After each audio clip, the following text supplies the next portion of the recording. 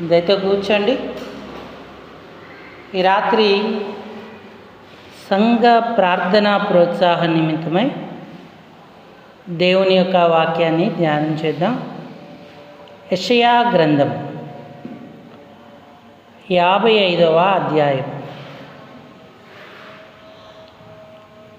యెషయా గ్రంథము 55వ అధ్యాయం 6 నుంచి 9 వచనాలు మార్చి చదువుదాం. యెషయా గ్రంథము 55 616వ పేజీ 6వ వచనం నుంచి 9వ వచనం వరకు. యెహోవా మీకు దొరుకు కాలమందు ఆయనను వెదకుడి, ఆయన సమీపములో ఉండగా ఆయనను వేడుకొనుడి.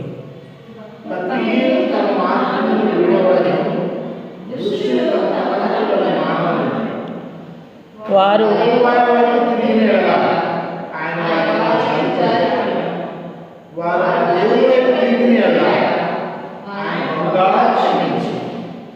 నా తలంపులు మీ తలంపుల వంటివి కావు, మీ త్రోవలు నా త్రోవల వంటివి కావు. ఇదే యెహోవా వాక్కు.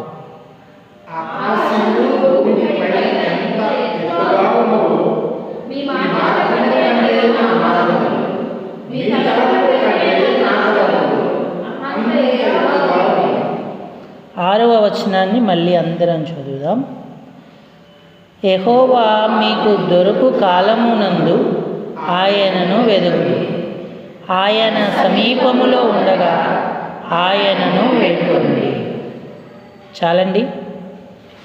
చదువుకున్న ఈ లేఖన భాగం చేరిరాగలిగిన మన హృదయాలకు ఈ రాత్రి సంఘ ప్రార్థన నిమిత్తమై హెచ్చరికగా, పురికొల్పుగా, ఆశీర్వాదకరంగా, దీవెనకరంగా ప్రేమగల దేవుడు చేయునుగాక. ఆమేన్. ప్రభు ప్రజలారా, ప్రభునందున్నటువంటి ప్రియమైన వారులారా, ప్రభు యొక్క కన్నులు నీతిమంతుల మీదను, ఆయన చెవులు వారి ప్రార్థనల వైపు ఒగ్గియున్నవి అన్నాడు. కాబట్టి సంఘముగా దేవుని సాన్నిధ్యానానికి వచ్చిన మనము ప్రభు యొక్క దృష్టిలో ఉన్నామని, మన మొరలకు తప్పక ఆయన ప్రతిఫలం ఇస్తాడని గ్రహించి విశ్వాసముతో ఆయనను సమీపిస్తూ మనం విజ్ఞాపన చేయవలసిన వారమై ఉన్నాం. యెషయా ఇశ్రాయేలీయులకు ఒక గొప్ప ప్రవక్త. ఆయన ఇక్కడ కొన్ని ప్రశస్తమైన మాటలు తన గ్రంథంలో రాసి ఉంచాడు. దేవుని వైపు తిరిగిన వారికి ఆయన క్షమాపణ ఇస్తాడని, జాలి పడతాడని చెప్తా ఉన్నాడు. దేవుని వైపు తిరగడానికి ముందుగా భక్తిహీనులు తమ మార్గాన్ని విడవాలి, తన తలంపులను మానవలేను అన్నాడు. ఎందుకంటే మనుష్యుడు ఆలోచించినట్టుగా దేవుడు ఆలోచించడు, మనుష్యుడు ఏర్పరచుకున్నట్టుగా దేవుడు తన మార్గాన్ని ఏర్పరచుకొనడు. కాబట్టి మన తలంపుల కంటే ఆయన తలంపులు గొప్పవని, మన త్రోవల కంటే ఆయన త్రోవలు శ్రేష్టమైనవని మనం గుర్తించాలి. ఆయన అన్నాడు, ఆకాశము భూమికి పైన ఎంత ఎత్తుగా ఉన్నదో మీ మార్గముల కంటే నా మార్గాలు, మీ తలంపుల కంటే నా తలంపులు అంత ఎత్తుగా ఉన్నవి అన్నాడు. అంటే మనం ఆలోచించేదానికంటే, మన ప్రయత్నాల కంటే కూడా ప్రభువు ఎంతో శ్రేష్టముగా, ఉన్నతంగా మన పక్షంగా ఆలోచిస్తాడని అర్థం. కాబట్టి దేవుని పిల్లలమైన మనం మన మార్గాలను విడవాలి, చెడు తలంపులను మానాలి, ఆయన వైపు తిరగాలి.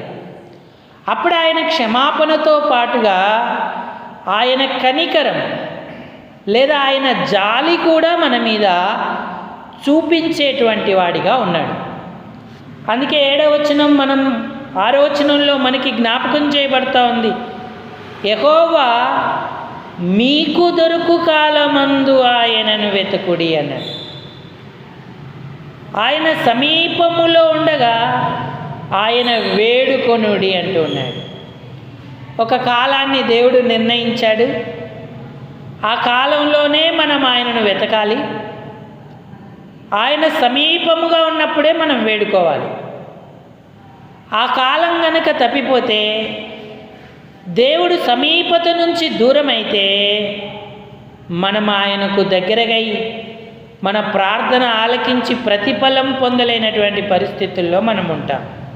దొరుకు కాలం, సమీపముగా ఉన్నటువంటి దేవుడు. మరి వేడుకొనడంలో, ఆయనను వెతకడంలో మనం ఎలా ఉన్నాం? ఆయన వచ్చినప్పుడు, సమీపంగా ఉన్నప్పుడు మనం ఆయనను పట్టుకుంటే మనం ఎంతో ధన్యులం అవుతాం. మన ప్రార్థన ఆలకింపబడుతుంది. మన కార్యాలను ఆయన నిర్వర్తించేటువంటి వాడిగా ఉంటాడు. అబ్రహాముకు దేవుడు దొరికిన కాలమందు ఆయన వెతికాడు. ఆయనను దాటిపోనీయకుండా అబ్రహాము దేవుణ్ణి వేడుకున్నాడు. ఆదికాండం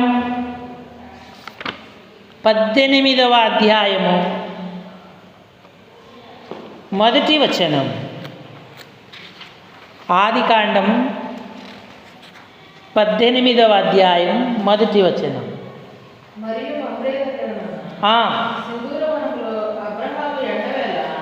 అబ్రహాము ఎండవేళ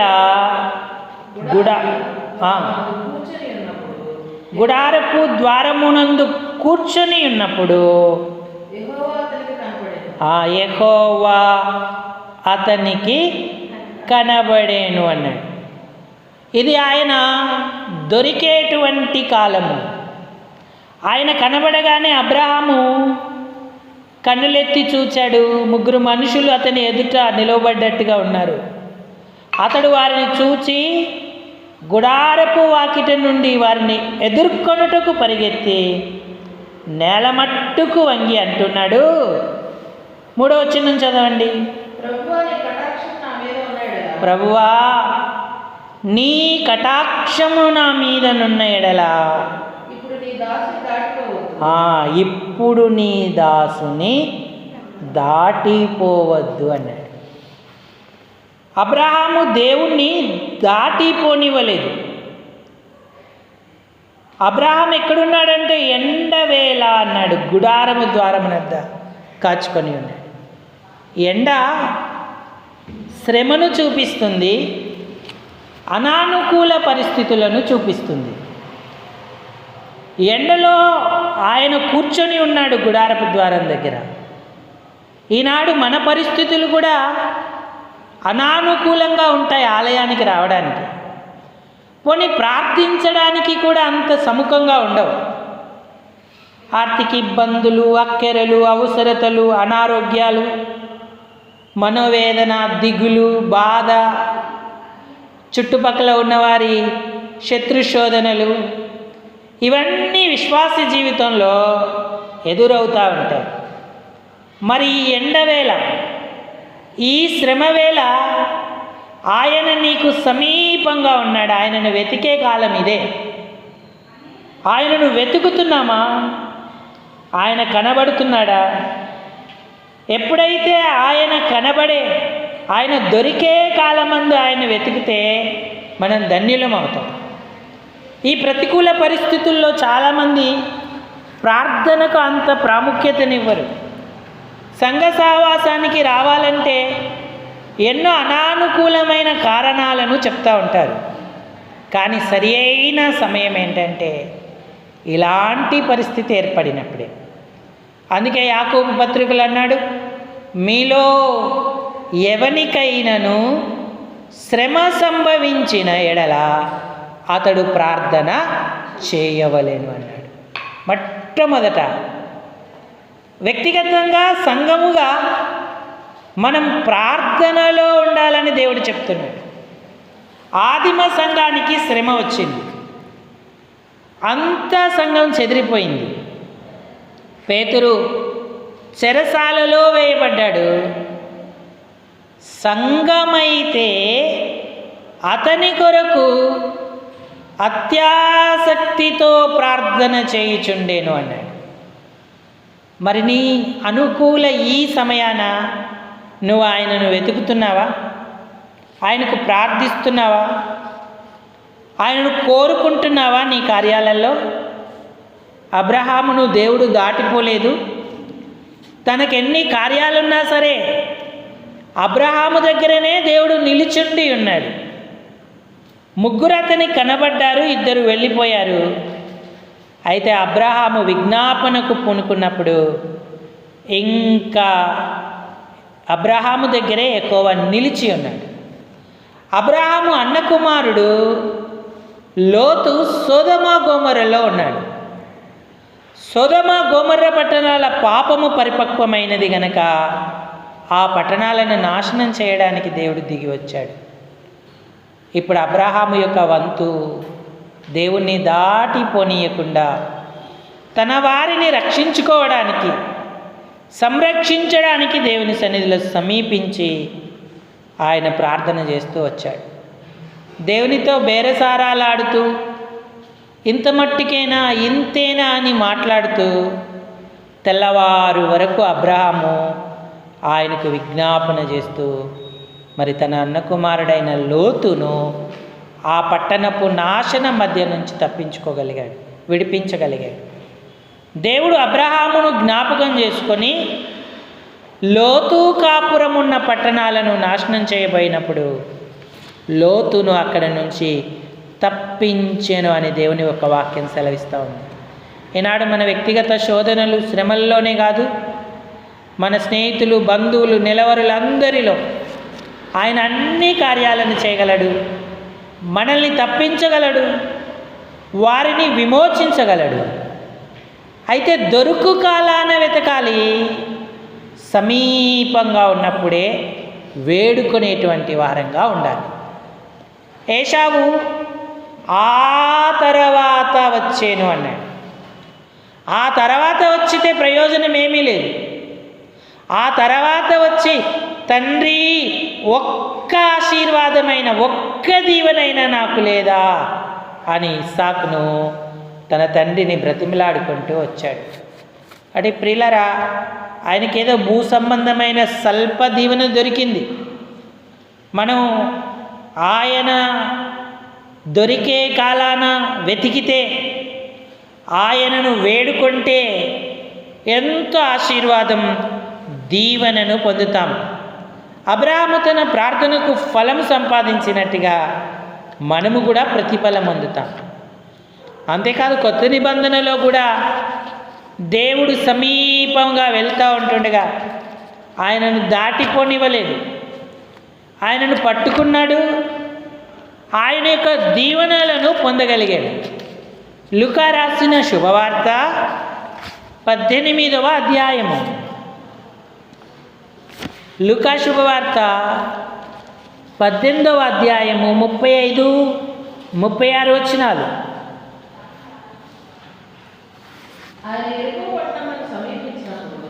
ఆయన ఎరికో పట్టణమునకు సమీపించినప్పుడు ఒక గ్రుడ్డివాడు త్రోవ పక్కన కూర్చుండి ఉండెను. అతడు భిక్షం అడుక్కొనుచుండెను.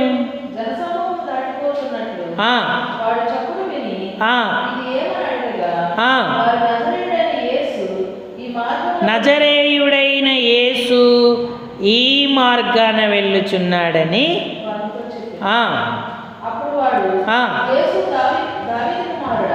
దావీదు కుమారుడా నన్ను కరుణించుము అని కేకలు వేశాడు.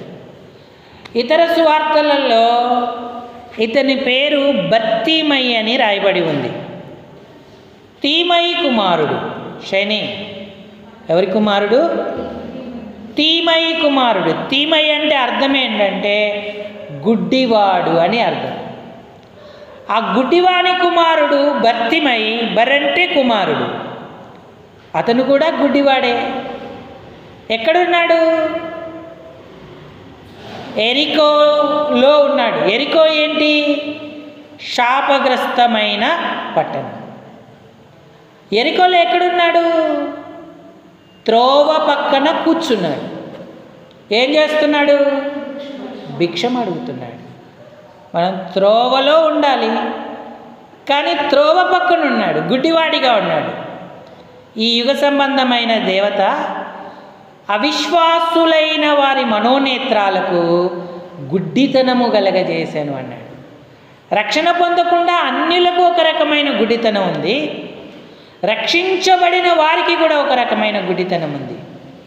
ఏంటంటే యేసు క్రీస్తును స్పష్టంగా తెలుసుకోకుండా వారిని గుడ్డివారిగా చేస్తున్నాడు సాతాను. వారిని ఎక్కడ ఉంచుతున్నాడంటే త్రోవ పక్కనే ఉంచుతూ ఉన్నాడు. సహవాసంలో నిలిచి ఉండవలసిన తోమ యేసు ప్రభు వారు వచ్చినప్పుడు సహవాసంలో లేడు, మిగతా 10 మంది ఉన్నారు. తోమ అక్కడ లేని కారణాన అతడికి మరింత అవిశ్వాసం, మరింత గుడ్డితనం కలిగింది.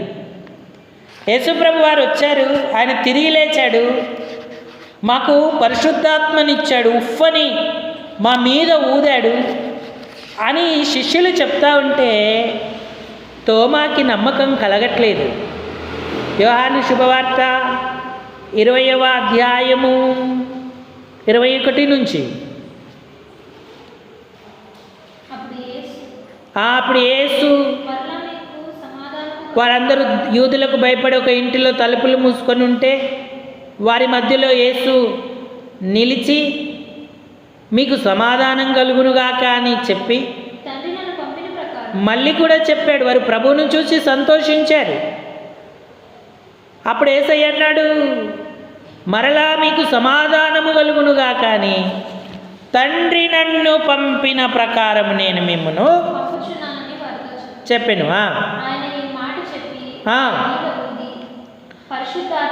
వారి మీద ఊది పరిశుద్ధాత్మను పొందుడి అన్నాడు. అక్కడ ఉన్నటువంటి వారందరూ పరిశుద్ధాత్మను పొందారు. ఇస్కరియోతు యూదా చనిపోయాడు 12 మంది శిష్యుల్లో.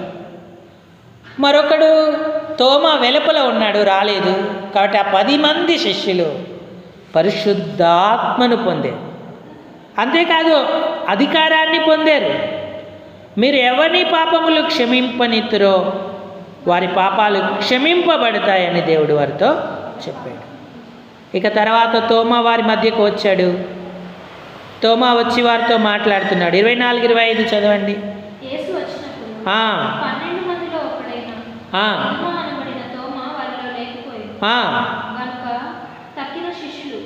మేము ప్రభువును చూచితిమి,